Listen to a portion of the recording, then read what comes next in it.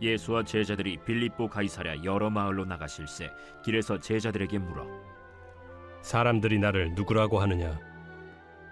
세례 요한이라 하고 더러는 엘리야, 더러는 선지자 중에 하나라 하나이다. 너희는 나를 누구라 하느냐? 베드로가 대답하여 이르되 주는 그리스도시니이다.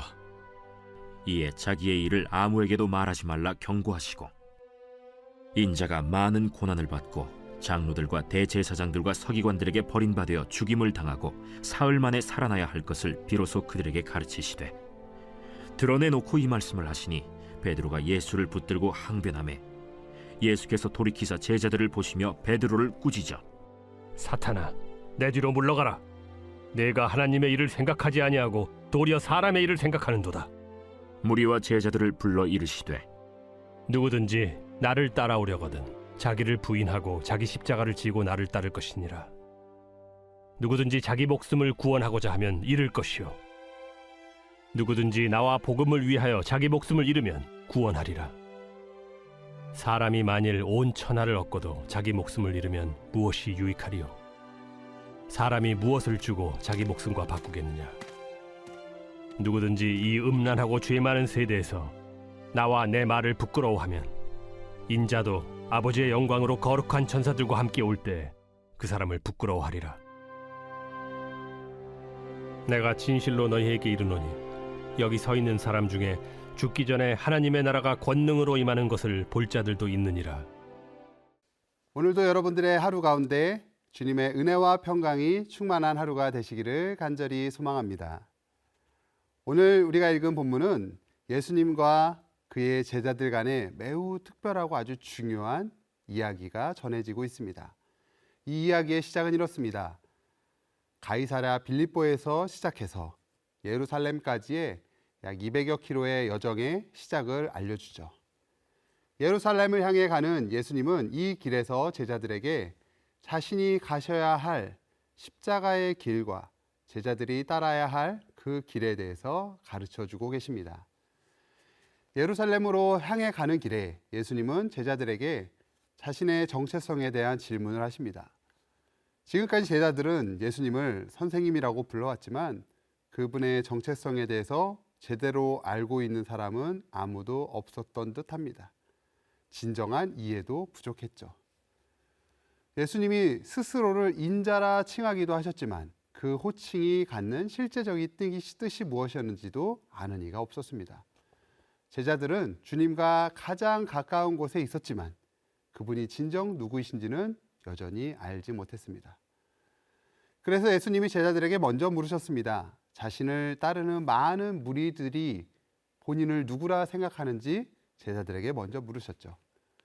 예수를 따르는 많은 사람들은 예수님을 세례 요한 혹은 엘리야, 이런 여러 선지자 중에 하나로 생각했습니다. 하지만 이것은 충분하지 못한 대답이죠. 그러자 예수님은 제자들에게 다시금 질문하셨습니다. 너희는 나를 누구라고 하느냐? 이때 베드로가 선포합니다. 주는 그리스도십니다. 이렇게 대답하죠.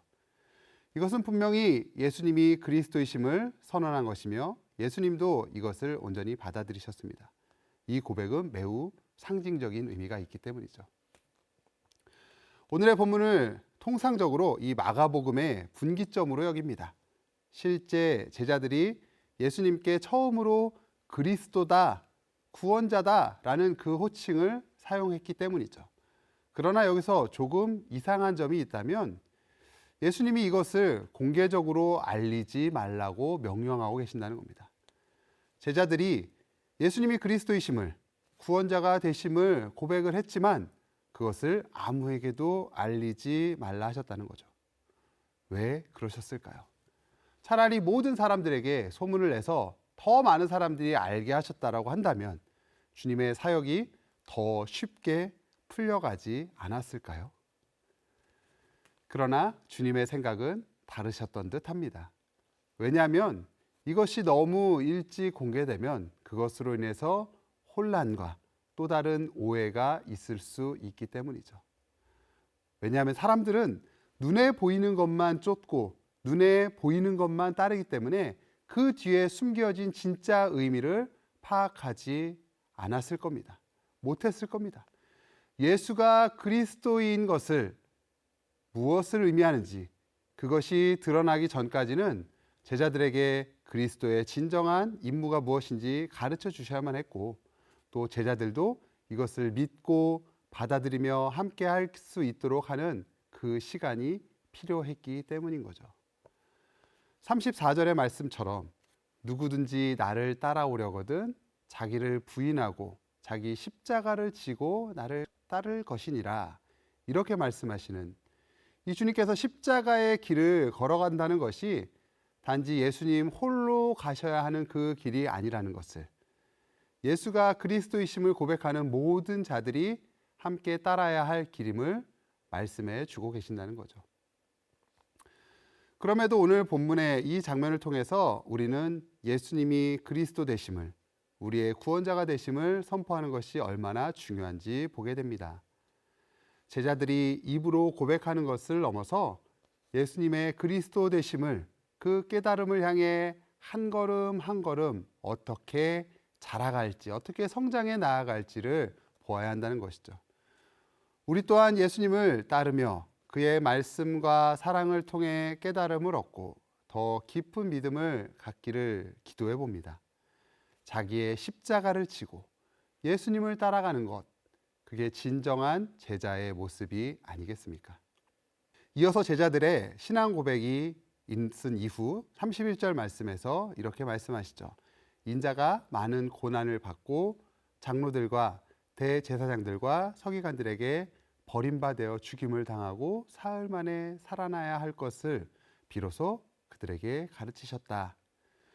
예수님은 제자들에게 자신이 많은 고난을 받고 죽임을 당한 뒤에 사흘 만에 부활할 것임을 처음으로 명백하게 선언하셨습니다.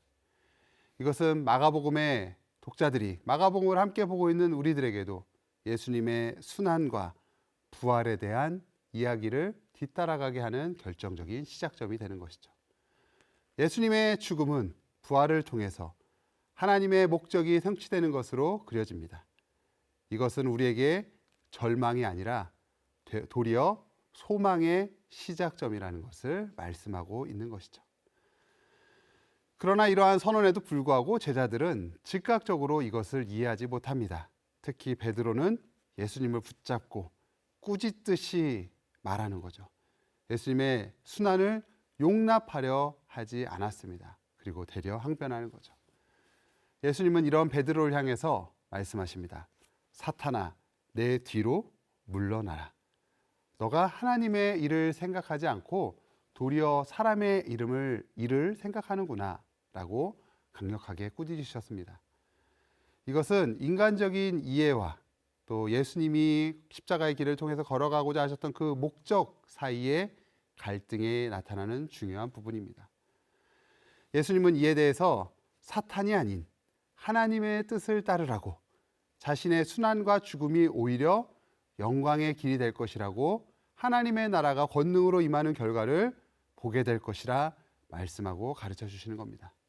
그리고 이제부터 제자들은 우리 예수님을 따라서, 구원자 되시는 메시아를 따라서 스스로 희생해야, 스스로 자기의 십자가를 지고 따라가야 할 것을 명하고 계시는 것입니다. 이러한 교훈은 우리에게도 적용됩니다. 우리는 세상적인 기준이 아니라 하나님의 뜻을 따르며 예수님을 따라가야 하는 하나님의 사람들입니다.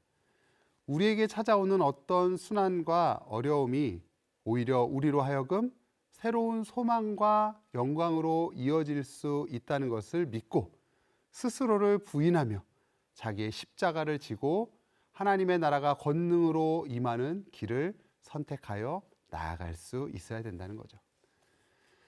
예수님의 가르침을 받아들이지 못한다면 감히 제자라 할 수 있을까요?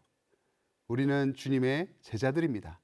자기를 부인하고 자기 십자가를 지고 주님을 따라야 하는 자들인 것이죠. 우리 또한 예수님의 삶과 가르침을 받아들이고 날마다 새로운 삶의 자리로 한 걸음씩 나아가야 합니다.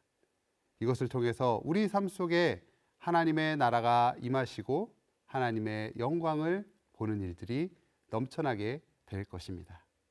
함께 기도하겠습니다. 사랑과 은혜의 아버지 하나님, 우리의 입술을 통하여 예수님이 우리의 구원자 되신다고, 우리의 그리스도 되심을 믿음으로 고백하는 우리가 되게 하여 주옵소서. 또한 그 믿음의 고백대로 우리에게 허락되신 그 십자가를 지고 우리의 삶에서 주님과 함께 믿음으로 나아가는 오늘 하루가 되도록 우리와 함께 하여 주옵소서. 감사드리며 예수님 이름으로 기도합니다. 아멘.